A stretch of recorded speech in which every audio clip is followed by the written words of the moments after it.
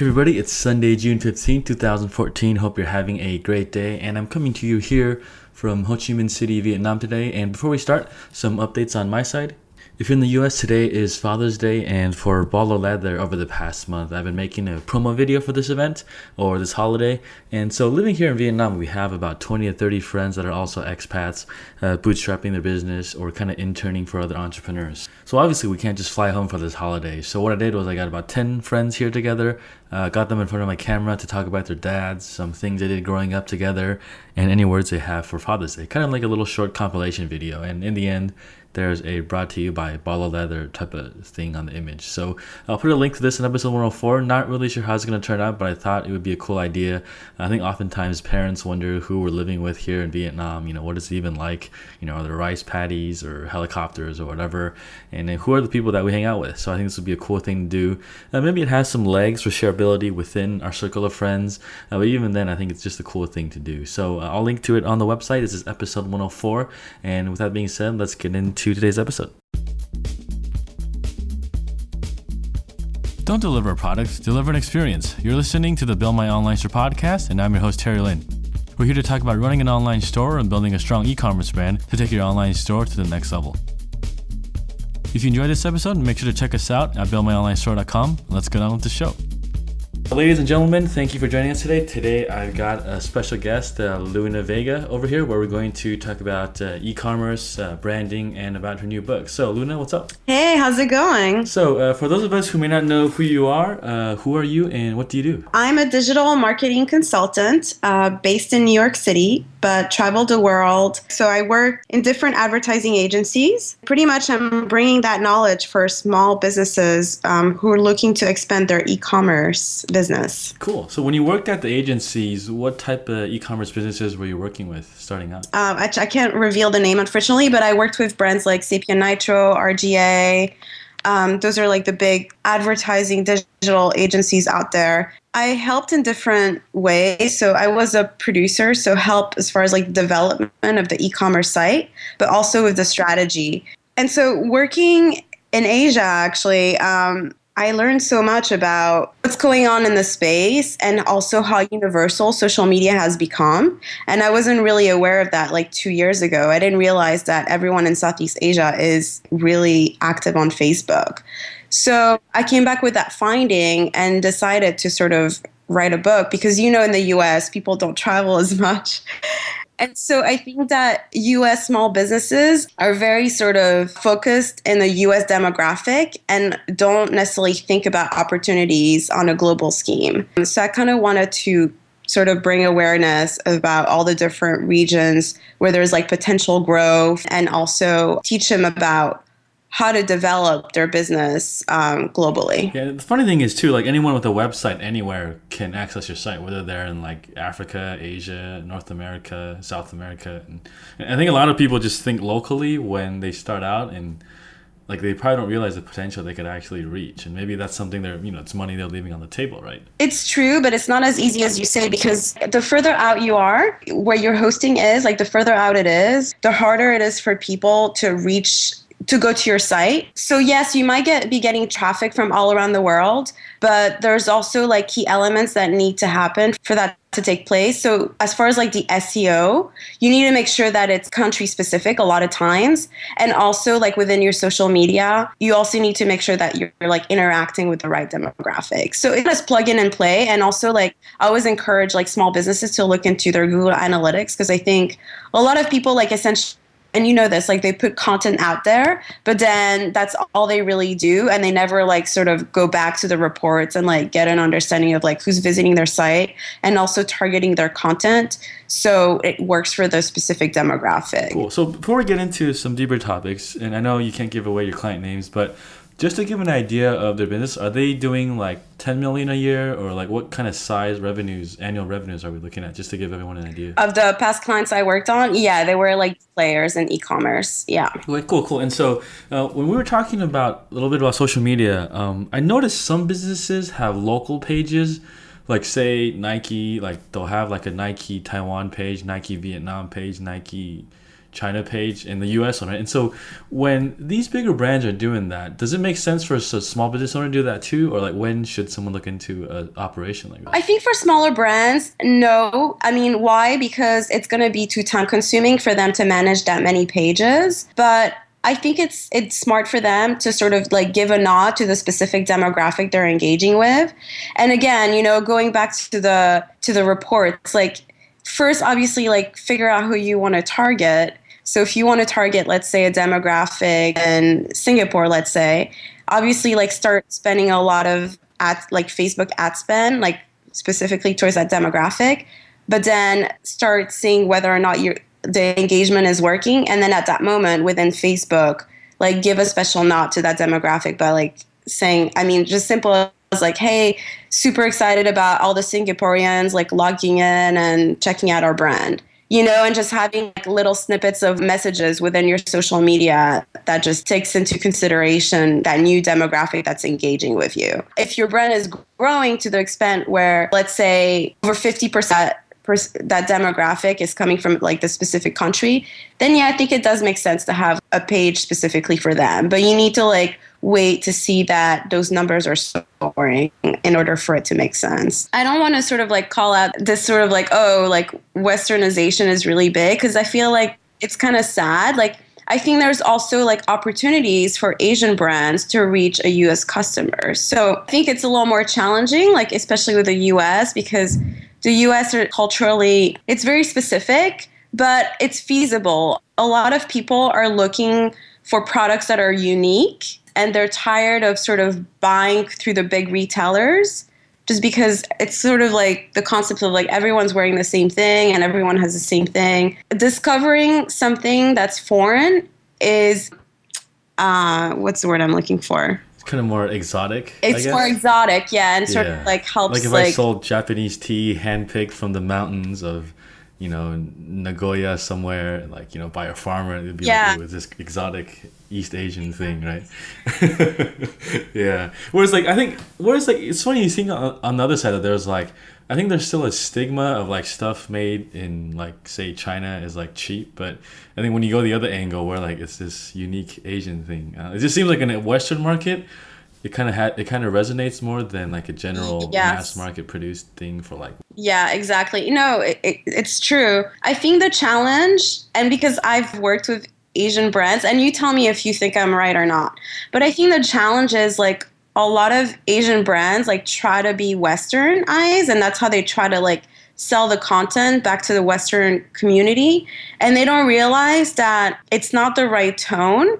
Because whatever might work with their specific demographic will not work with the US, because there's just like little subtleties that can be picked up. Singaporean English is really different from actual English, right? So those subtleties will be picked up and it just won't translate the right way. And I think it's better to be more authentic and more transparent and be like, hey, we're this cool brand from Singapore and this is kind of what we offer. This is what makes us different. And really sort of target in on that. And then at that point, it'll be easier to get a Western audience. Yeah, I think it comes down to how comfortable you are with your identity. I think a lot of Asian brands, like you said, they try to convince Western maybe markets, customers that, to be like them, but rather they just be who they are and then see who comes and doesn't, right? Exactly. Owning your identity is still something new for a lot of Asian brands, since I think a lot of it probably goes back to they used to manufacture stuff for Western markets and they still do, but trying to separate that, into a brand identity versus manufacturing for someone, I think is probably like a hard thing for people to grasp. And I think branding's maybe something like the Western markets just have more experience with this, I guess. I don't know. Is that something you see maybe? Is the difference? Perhaps, yeah, perhaps. I mean, something that I've heard from those brands was that, well, if we position ourselves as a Western brand, then we know that back in Asia will be a more coveted brand, which I find that really odd. And I don't think that's necessarily true. I think it's just an assumption. Yeah. And the thing is like, yeah, they can cater to that market, but then what about the Western market that their copy doesn't resonate with, or that their, like their Singlish sounds funny, right? Like there's an either or thing. And I guess it depends on each business to choose which path they want to go No, on. exactly. Well, I think authenticity works better, especially for the Western market, just because at this point you're sort of like working with what you have and not pretending to be something you're not. And that comes with sort of like social media, right? If you just like go out there and you're very transparent, and you're like, hey, we're this mom and pop shop. There's only 3 employees. So bear with us. This is like as much content as we can put out, but we have amazing product. And at that point, it's a lot easier to get people to engage versus pretending to be this large corporation and then you're not able to deal with the amount of orders that you're getting or et cetera. Yeah, like I think since Facebook and social media came out the past couple of years, like people know it's someone behind the other side of the computer, right? So you don't have to pretend you have like 500 people in your company. Maybe like on the internet, 20 years ago in 1990s, no one was really on it. They didn't know who they were. You could pull that off, but now it's like you just kind of look dumb when you do that. Yeah, I know it's true. And but you'd be surprised by the amount of companies, like small businesses who try to do that, pretend they're bigger than they are. And it's really sad because they think it's working to their advantage. Like it goes with the saying, like, fake it till you make it, but they don't realize they're hurting the brand. Probably even like some solopreneurs fall into this too, and it's like, yo, just say you're one person, and no one's gonna hate you on that because even if they do, they're probably not the people you want, to be your customers too. So Yeah, no, and that's another really good point. I feel like small businesses, they have a really hard time understanding who their potential demographic is, and they want to try to cater to everyone. In doing that, they're also jeopardizing their business. You have to be really niche and really understand who your specific demographic is and then grow from there. Because if you do it the other way around, then your marketing messaging is going to be completely scattered and no one's going to understand what your potential goal is. So when you bring that topic up, have you found a lot of pushback, like when you try to convince brands to narrow down?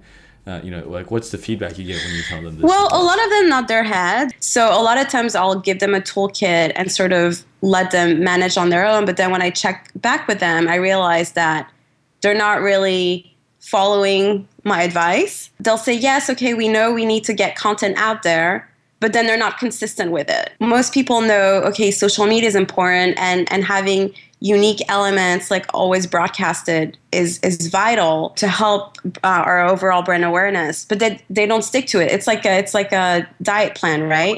If you only do it for 2 weeks, it's not going to work. You need to do it for the long haul. And I mean anywhere between 3 to 6 months to a year.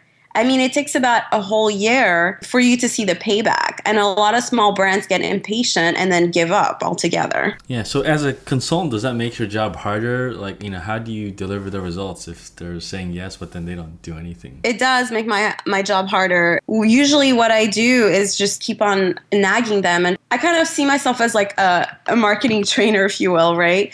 So where I sort of like have to like go back to them and be like, okay, no, you did this right, but XYZ, you have to rethink about it. And also just making sure that they stick to it. Usually I work with them for like 3 to 6 months. And then at that point they see results. But yeah, it's a hard process because a lot of times I just have to be the bad cop, if you will, and help them really understand who they are as a brand and also help them reach out to the right audience. Do you find most brands know who their customers are, or is it like an idea they have, but they never actually sat down and like worked through the whole?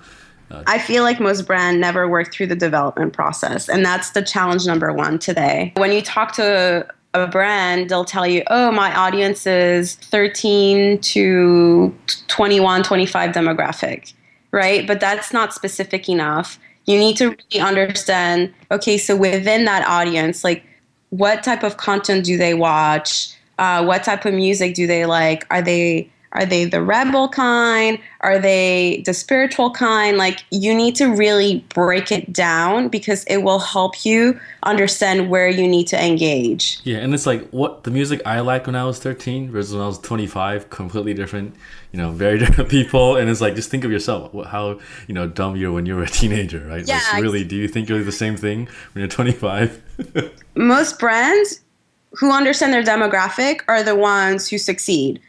Essentially, like they're focusing their effort because they know exactly which blogs, which influencers, which social media platform they should be engaging in versus brands are sort of like so scattered, they kind of run out of steam. Yeah, like, one thing I realized is that not just like for brands, but even like in your personal life, like with all this noise on the internet, it becomes really what you say no to is more important than what you say yes to, just because you always have all these options to, like, check your app on Instagram, or log into Tinder, or check your email, or like whatever, right? And like I think even for like a business, like just having that focus is so important now. And with things getting more and more expensive, because if you don't have focus, you can run AdWords on like all these random campaigns, but unless you don't know who they are, like you're just going to waste time, money, and energy. And it's funny because so last week I found that there's a couple brands now that are sort of retaliating to Facebook because Facebook changed their algorithm, and also the ads on Facebook are no longer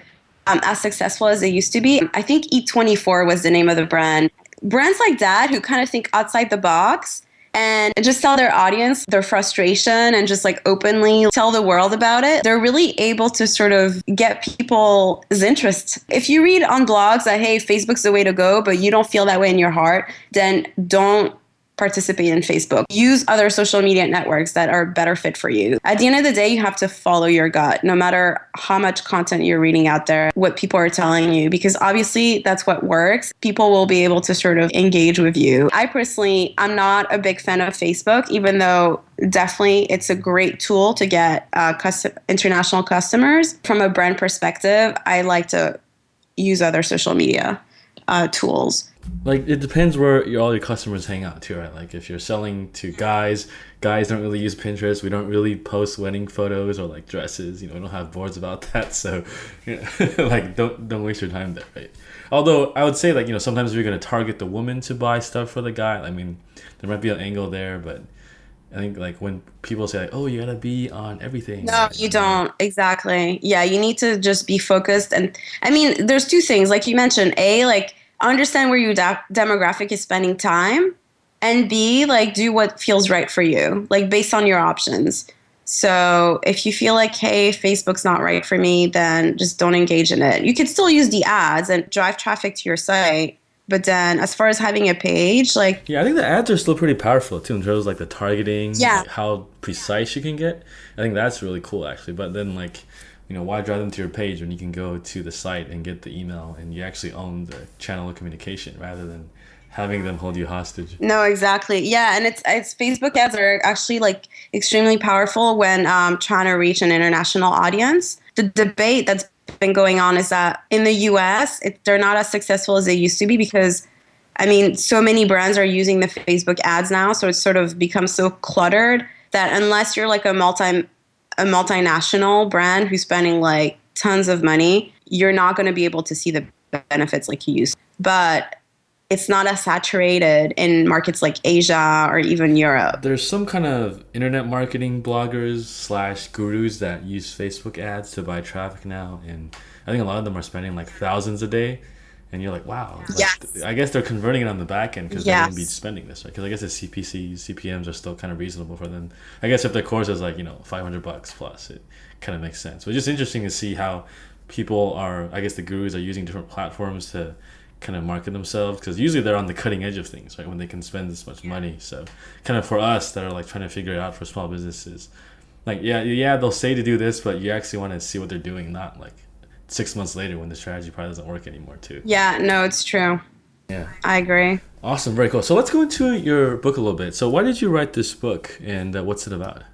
Yeah, so my book was inspired by my travels. Again, going to Asia was an eye-opener of as far as like all the possibilities and really helping small businesses like think on a global scale. It's sort of my acquired knowledge through my 10, 15 years like working in the advertising industry, doing strictly digital. On a high level, breaking down the steps needed to build a global brand. And I'm sort of calling it like global influencer, from online branding and having a strong design, user experience, and sort of like cohesive branding experience within your site, to sort of like the checkout funnel and making sure that you have like secure payment in place and then fulfillment. So all these different aspects, like sort of breaking it down And then I go into marketing and explaining all the different cultural differences between different countries. So I break down sort of like Australia's demographic and which platforms they're more active on versus sort of China. Gotcha. So for like a small business owners that's listening to this, would you say it's for them if they've been in business, say, 3 to 5 years, are looking to go global, or is it suitable for like someone just starting out too? I think it's suitable for both. A really good friend of mine who's had his e-commerce store for 5 years plus, read it and learned a lot through it. He was like really excited about it. I think it's for everyone, from the person who's like starting out to the person who's been in business for a while, just because everyone can pick like different information out from it. Yeah, cool. All right. So just to wrap things a little bit, since you work with some bigger brands, I'm always curious to hear like what are their biggest challenges? Because for the small business owner, usually it's like sales and traffic. Conversions, but for someone on like playing on a different game, like what have you seen to be what they're struggling with? It's funny because they kind of still struggle with the same thing that small businesses struggle. I think the main thing is like understanding, just keeping people interested, right? Like that's the challenge for any brand. So how do you do that? Bigger brands obviously have like bigger budgets, so they're able to hire creative teams to kind of help them with that process. But it's always thinking about like, okay, what's the next strategy? How can we engage XYZ demographic? Especially when there's like a new product launch, they always have to think about how to position it to the right people and then how to get the message out. It's how to stay relevant and how to keep people interested. A lot of brands will sort of have little microsite experiences where it has like nothing to do with their brand. And it's sort of like little mockumentaries or whatever you have. And they'll do that to get people engaged, and just get people interested and in what they're doing. And then from there, they draft traffic to their site usually. At the end of the day, it's been proven, anytime people look at advertisement, they just run away the other direction. So the way to engage people is like through creating content that they will actually watch, which is why a lot of movies or a lot of big brands like create sort of like these parallel experiences, because they're trying to sort of hide the fact that it's advertising and make it seem like, hey, this is actually fun. We're trying to engage with you. And then through there, bring the audience. So that's kind of like the advantages that small brands have, is that they don't need to go through all that because they don't have the awareness yet. Like people don't know what their brand stands for. So any audience that comes in is a little bit more open-minded about interacting with them. The challenge though is like creating content that people will care about. Yeah, this reminds me of you remember that twerking video of the girl that got her pants on fire? Yes. Do you remember seeing that? And then there was like a Jimmy Kimmel thing. Yeah. I was like, wow, that was really smart, because he was nowhere in that video until it went viral. And then you're like, hey, it's us. Yeah, and something like that is extremely powerful. Just like putting content out there, that has nothing to do with your brand, and just to kind of like be fun and be engaging. And then at that point, link it back to you and be like, hey, by the way, this was us. So bigger brands, it's easier for them to do that because obviously they have bigger budgets. But I feel like there's opportunity for small brands. It's just, I think small brands, like they just get scared of like not doing the right thing. So they go by the book too often when they really shouldn't. They really should be like a little more rebellious, because the good thing with like any sort of like online digital marketing strategy is that you can change it around if things don't work accordingly. A lot of clients like want things to go online for them to be perfect. And what they don't understand is like, yeah, but you're better off launching something, right, with like your key products, and then you can just like optimize as you go along. That's going to be more powerful for you because you'll get the actual metrics and understand where your audience is spending time, and then you can sort of adapt and change your site accordingly. Yeah, I think a lot of people get caught up with the whole event of things rather than the process of like, say, Exactly. tweaking things, putting out content, like the process of, creating a consistent system that has stuff people like, or even figuring out what people like in the first place, right? Because I think now, especially like content, just to go on another tangent, like I saw another slide the other day by like Rand Fishkin. He was like, when you make content, the first thing you should ask is like, who is this for and why would they want to share it? Because really, if you can't answer that question, like sometimes you just make content and it'll just be a dud. And I'm certainly guilty of that before, but it just makes it interesting that you actually have to like find the right wall to put your ladder before you climb up. Otherwise, you're going to climb up the ladder and realize it's the wrong wall. Yeah, I agree. Like When I started out, I had the same challenge, right? Where I was like thinking so much about the perfect content that I was getting too caught up and I wasn't putting enough content out. And that's the thing with online, unfortunately, is you have to put a lot of content out. So it's almost like quantity is better than quality. And I hate to say this, but it's kind of true. You're better off like putting a lot and just like seeing what works and then tweaking it from there. No right will be wrong. You will find out from your customer base like what works and what doesn't. And whatever doesn't work, you just stop doing it and just continue with whatever's proven to give you like revenues back and results. Yeah, and I would almost add that rather quantity or quality, it's really distribution. Someone should figure it out now too. I think like because if you can figure that out, whether it's bad content or not, it still gets out there, right? And I think if you don't have that, well, either if it's quantity or quantity, it doesn't really matter. And I think like figuring out is like the hard part now too. Like, well, say you can go on a blog, you go on a blog one time, but the traffic drops. Well, how can you be like a regular contributor to keep tapping into that traffic, right? And like, I think most people don't think about this. They just think, oh, we gotta make content, but then well, how are you gonna share it, or who's gonna share it, right? Very cool. All right, so Luna, let us know where we can find you online if we want to find out more about you and your book and your new podcast. Go on lunavega.net. I have information there on my book, which is now available on Amazon. Feel free to reach out to me on Twitter at Miss Luna Vega. All right, very cool. Thanks, Luna, for joining us today, and we'll keep in touch. Thank you. Thanks for listening to this episode of the Build My Online Store podcast. If you want the show notes, make sure to check out the website at buildmyonlinestore.com. And if you got an e-commerce store, every 2 weeks I lead a live mastermind call with about 5 or 6 of the listeners in 2 separate groups where we work openly together and solve a business problem that you have. And we're all there to support each other. So if this sounds like your cup of tea, make sure to check us out at buildmyonlinestore.com/mastermind. Thanks again for tuning in, and I'll catch up with you guys next week.